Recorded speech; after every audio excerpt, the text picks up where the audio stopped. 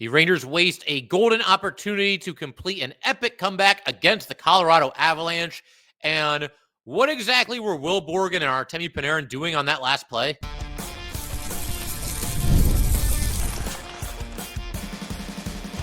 You're Locked on the New York Rangers, your daily podcast on the New York Rangers. Part of the Locked On Podcast Network, your team every day. Welcome back, Blue Shirts fans, to episode number 1234 of the Locked On New York Rangers podcast. I'm your host, John Chick. Just want to thank you guys, as always, for making Locked On New York Rangers your first listen every day. We are free and available on all platforms, including YouTube. And today's episode of Locked On New York Rangers is brought to you by FanDuel. Super Bowl 59 is here, and there is no better way to make every play more exciting than with FanDuel. New customers can bet just $5, and if you win, you'll score $200 in bonus bets. Download the app or head to FanDuel.com today to get started. And we are, of course, part of the Locked On Podcast Network, your team every day. So the Rangers' 10-game point streak is over, and it ends in perhaps the most excruciating fashion you can possibly imagine, because this is a game that was right there for the taking for the New York Rangers. I thought they showed a lot of guts, battling back a couple of different times in this game, and had a great chance to win it at the end. They got the power play with about 2 minutes and 25 seconds to go, and not only are they not able to convert, but the power play ends, and they give up what turns out to be the game-winning goal with 14 point whatever seconds left on the clock.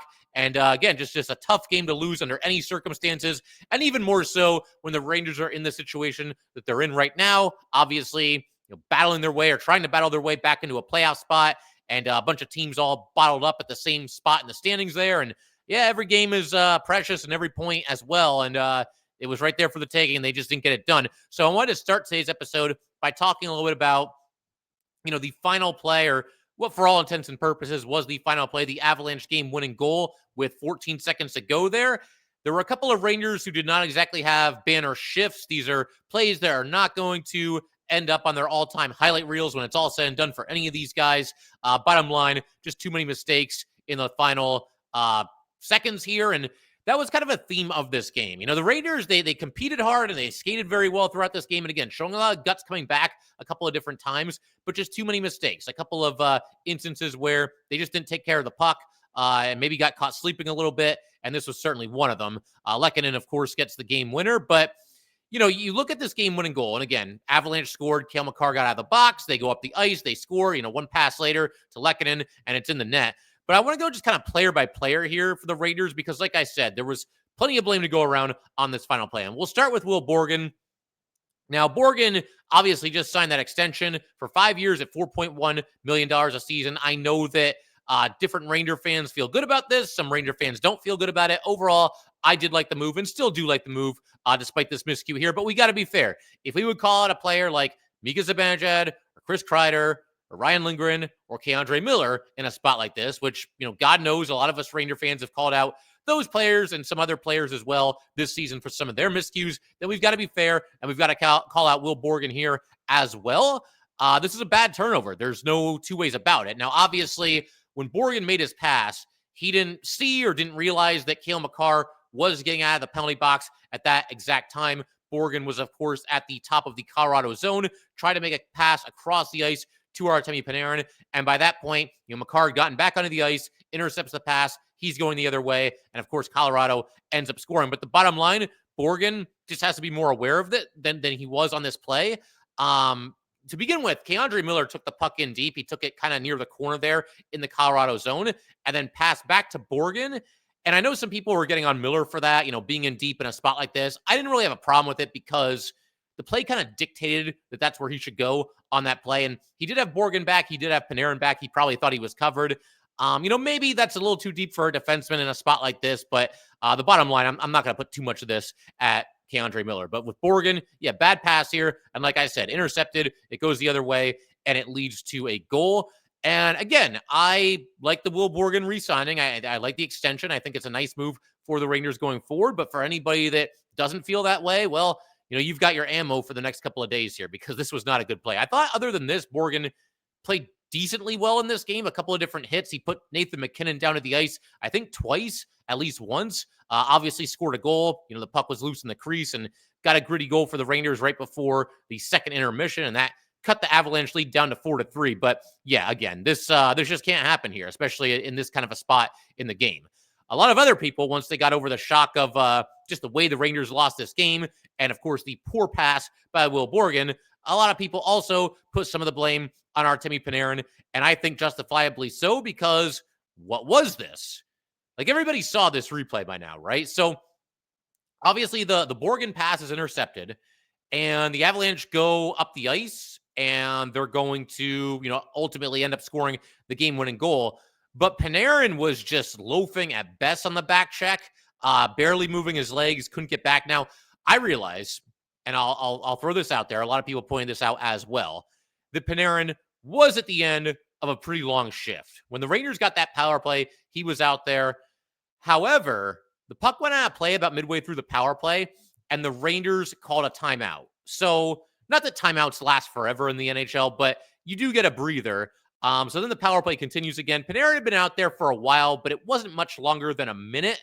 So I feel like, and easy for me to say sitting here, at my desk, in my chair here, talking into a microphone, but I feel like Panarin, just given the situation in the game, he's got to find a way to dig down it and just try to get back on the back check. And I know it's easier said than done, and he might have been completely gassed and had nothing left, but I don't know. For this spot in the game, I think you just got to find a way. You got to find a way to get back, because when the pass was initially intercepted, when Makar picked off the Borgen pass, Panarin was closer to the Ranger zone than Lehkonen. And Lehkonen, of course, ended up scoring.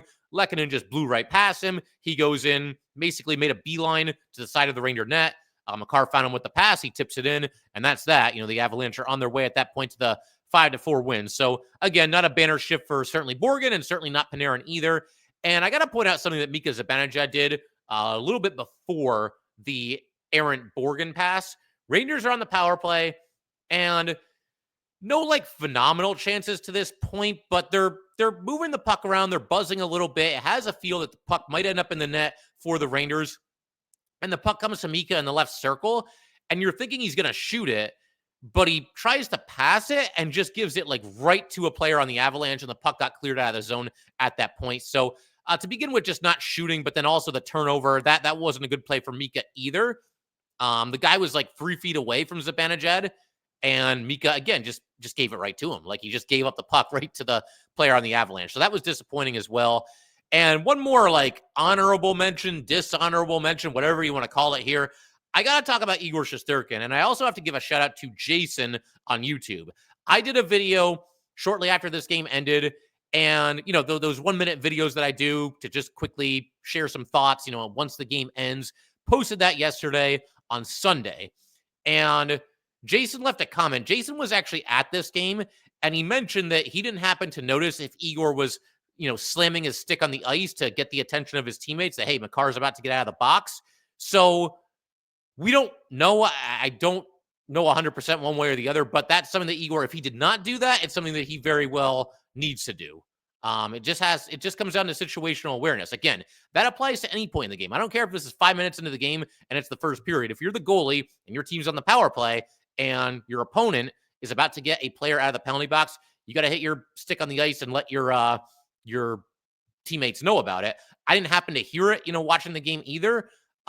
So if he didn't do it, that's something that Igor needs to do as well. But yeah, just not a banner shift for anybody. I think we can certainly all agree on that. But in just a second, going to shift our attention to a couple of other things in this game that made it so excruciating, and a couple of things that I thought, ultimately led to the Ranger loss, things that just weren't necessarily good enough. And again, just certain things that stick in your craw and make this such a difficult loss to swallow when it's all said and done. So we'll get to that. And I'm also, at the end of today's episode, going to do a segment where we stand up for Matt Rempe a little bit. I thought he had a strong game here, and I think he's certainly earned his place in the lineup. And I know a lot of people are going to have a lot to say about that, but that's okay. We'll discuss our position, and you guys can certainly let me know how you feel about it as well. We'll get to all that good stuff in just a second. All right, we just want to take a minute to let everybody know that today's episode of Locked On New York Rangers is brought to you by FanDuel. Super Bowl 59 is here. One game, two teams, endless possibilities. And there's no better way to make every play more exciting than with FanDuel Sportsbook. Whether it's predicting the first touchdown, calling the MVP, or even betting on the coin toss, FanDuel makes it easy to get in on the action. With live betting all game long, You can adjust your bets as the game unfolds and feel the thrill from kickoff to the final whistle. The live betting feature lets you stay involved no matter what happens on the field, and the app is super easy to navigate. Plus, knowing that you can place a $5 bet and potentially win $200 in bonus bets for the Super Bowl, that's the icing on the cake. Download the app or head to FanDuel.com to get started. Bet just $5, and if you win, you'll score $200 in bonus bets. That's FanDuel.com.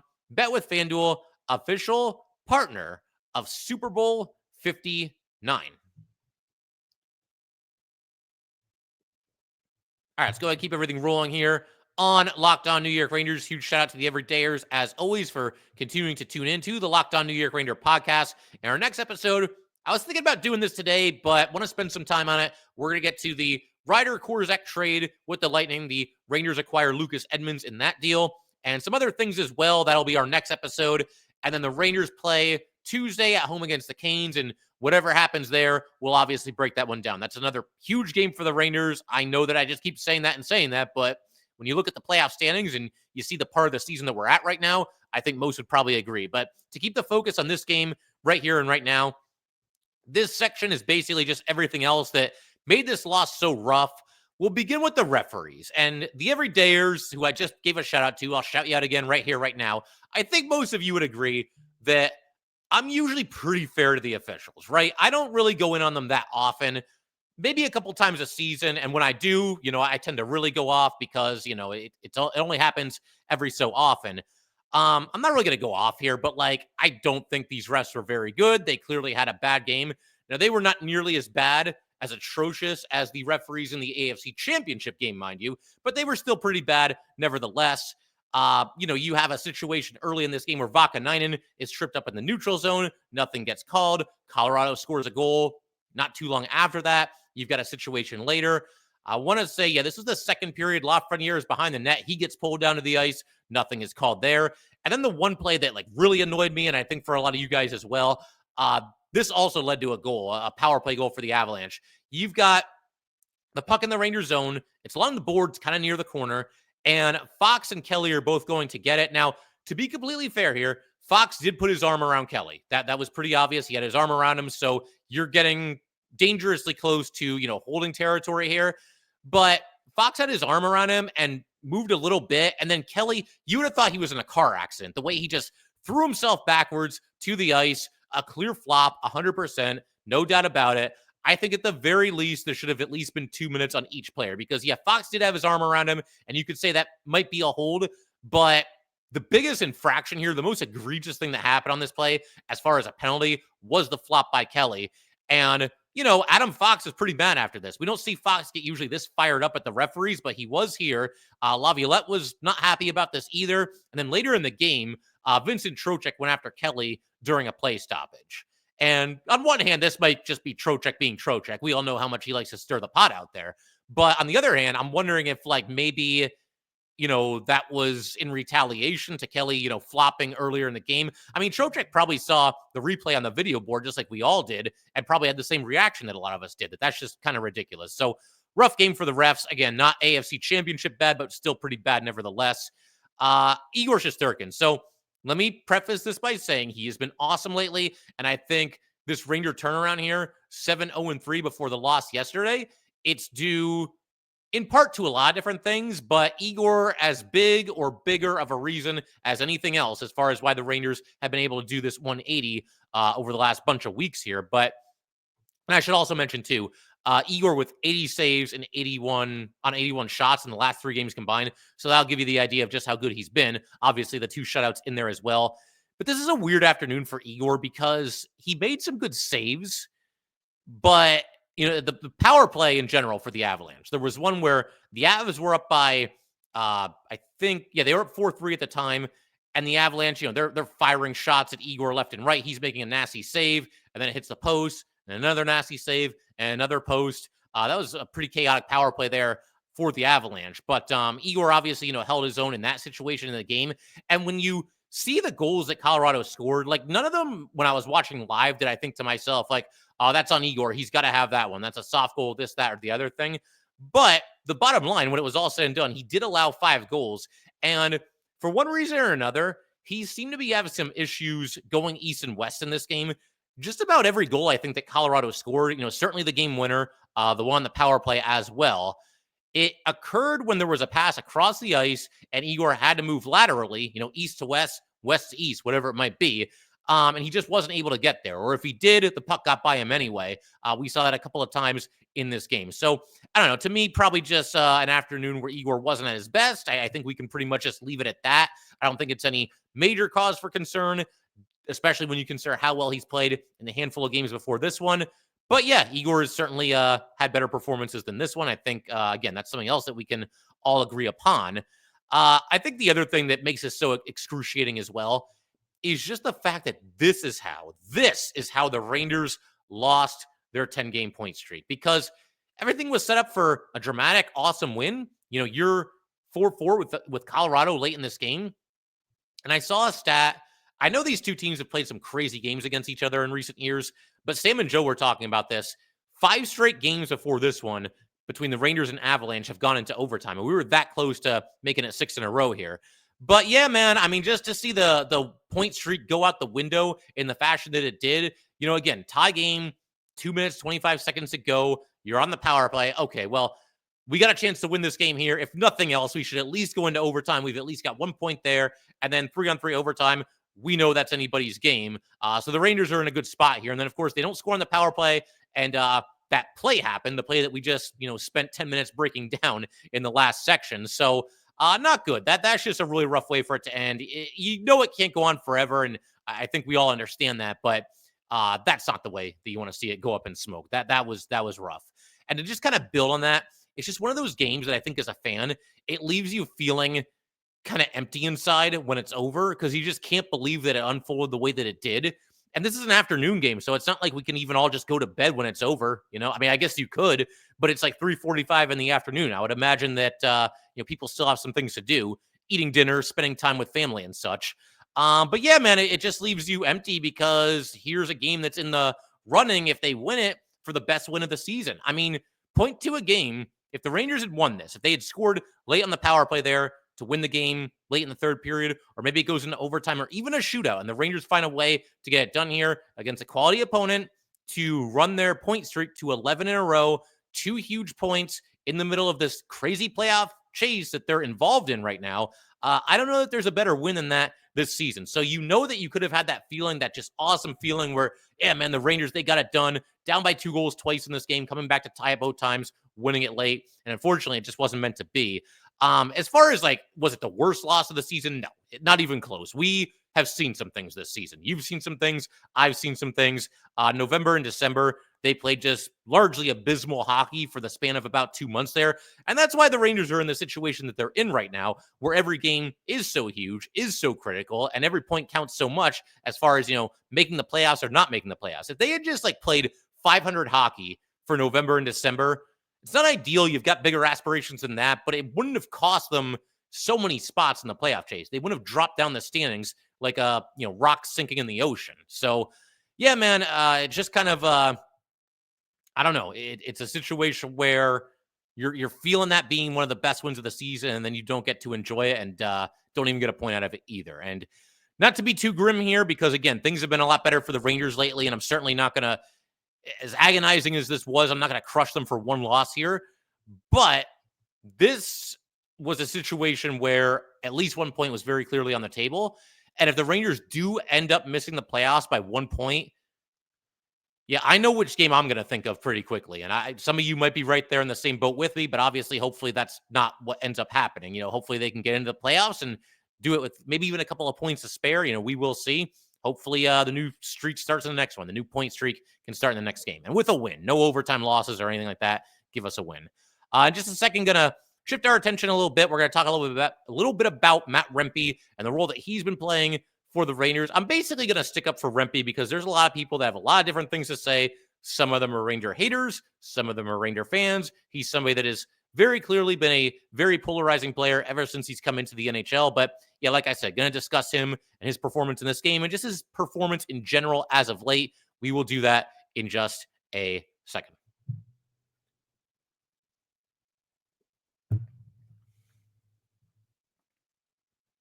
All right, let's go ahead and, wrap up today's episode by talking a little bit about Matt Rempe here. So you, like I was just saying a second ago, you have fans, both Ranger fans as well as fans of other teams, who constantly try to run with this narrative that he can't play hockey, that he's absolutely clueless out there, he's lost, he's only out there to fight people and injure players and play dirty and all this other stuff. And here's my question. There was even a Ranger opponent that did that not too long ago. And I understand trash talking on the hockey ice, it's going to happen. It's been going on since the beginning of time. Chirping's not going anywhere. And I think it's a part of the game and, frankly, a fun part of the game. But there was an opponent of Rempe telling him, you can't play. He just kept telling them that over and over again. So here's my question to that particular opponent, as well as anybody else that, makes this claim that Rempe is just completely lost and completely clueless out there. What do other fourth line players around this league do so infinitely better than Matt Rempe?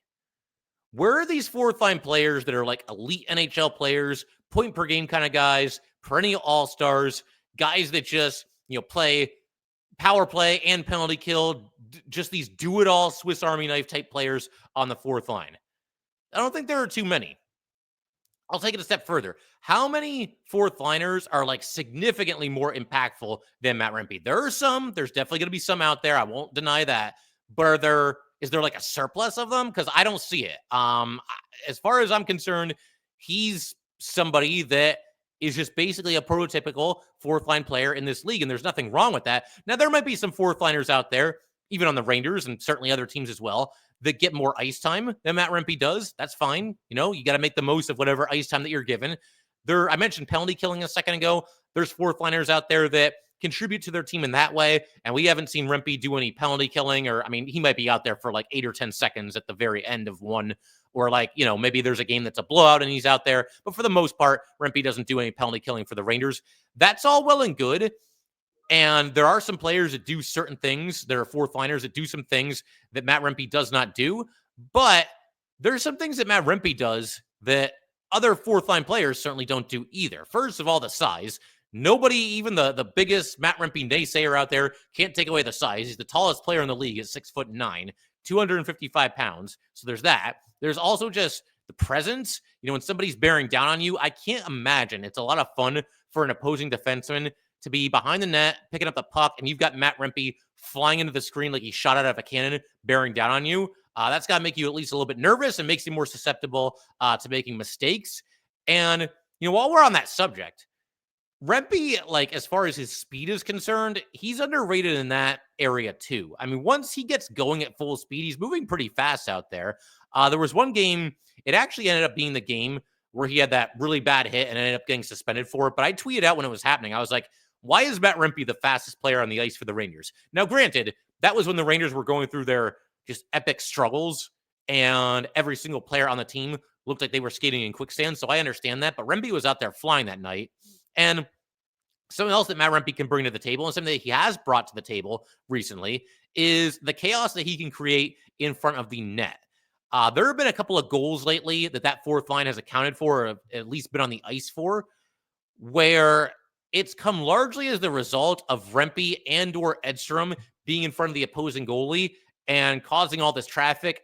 Good luck if you're an opposing goalie and you've got those two skyscrapers in front of you and you're trying to make a save on a shot from the blue line or whatever it might be. How are you supposed to do that? How are you supposed to see over around these guys? They're monstrous, and Matt Rempe's been right in there.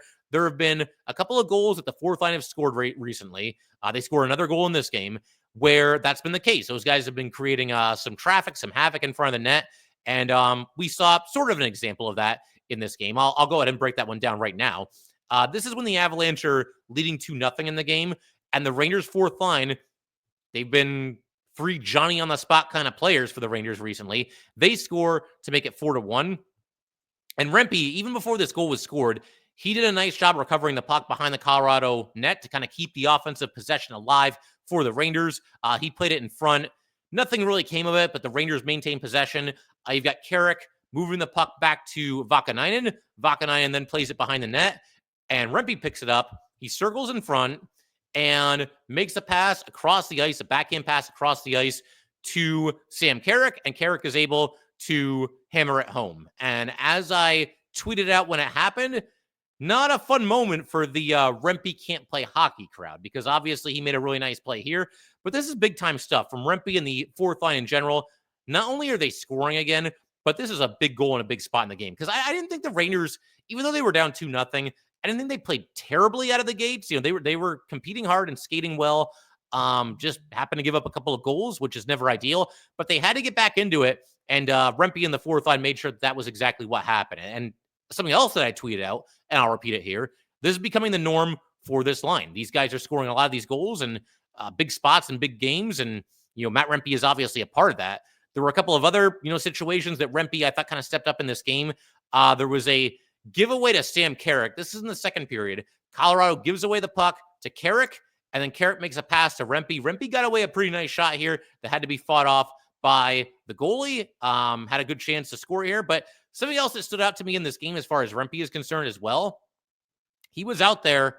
Now, he didn't get a ton of ice time in the third period, but they had Rempe on the ice with about 3 minutes to go in a tie game. So obviously Matt Rempe, what he's doing lately has caught the attention of the coaching staff, and the way he's played, he's earned more trust from the coaching staff, because if that wasn't the case, then Matt Rempe's not going to be on the ice in a tie game with 3 minutes to go. But he was out there. His ice time has been very slowly but very surely trending upward. He had 8:49 in this most recent game. It was still the second least ice time for any player on the Rangers. Only Sam Carrick had less. But that's about what a fourth liner gets. I mean, there might be some fourth liners that get 11 or 12 minutes, depending on what's happening on any given night. Are they part of the penalty kill? That'll obviously improve their ice time as well. But again, he's out there for 8:49 in this one. And in the last 3 games, Rempe has been between 8:49 and 9:29 in terms of time on the ice. Again, not an astronomical number, but not that far off of what fourth liners typically receive. And even the game before that, he was out there for a little bit less than that, about 7 minutes and change. But he would have been right in that range, that 8:30 to 9:30, somewhere in that area, had he not been given 7 minutes of penalty time in that game. He got into a fight and obviously had to serve that. But yeah, I don't know. I mean, Rempe, there's certain fans I don't think he's ever going to be able to win them over. And there are certain games where, even I'll admit, there's times where maybe it makes more sense to go with a Jimmy Vesey. Maybe it makes more sense to go with a Johnny Brodzinski. But they just keep playing Rempe, and I feel like he's earned his keep this season. And as far as like the physicality and the attention that he's gotten from the league and all the suspensions and whatnot, look, Rempe toes the line for sure. He's had some hits during certain games that I would not defend on here, and I did not defend when they happened. I do think there's times where maybe the punishment has been a little extreme. He'll throw a hit and you think like, oh, maybe 2 games, and he gets 6. This most recent suspension was 8 games. I thought that was a little much as well, but they were certainly at the very least suspension worthy. But again, this idea that he's out there just to fight and cheap shot people and injure people, that's not the case either. And I think most people that watch the Rangers are probably picking up on that at this point. And even after this most recent loss here, the Ranger record this season with Rempe in the lineup is 8-3-3. Now, there are other factors at play. It's not all because of Matt Rempe, but I do think he brings a unique energy to the building, and something that a lot of people have suggested, and I'll throw this out there too.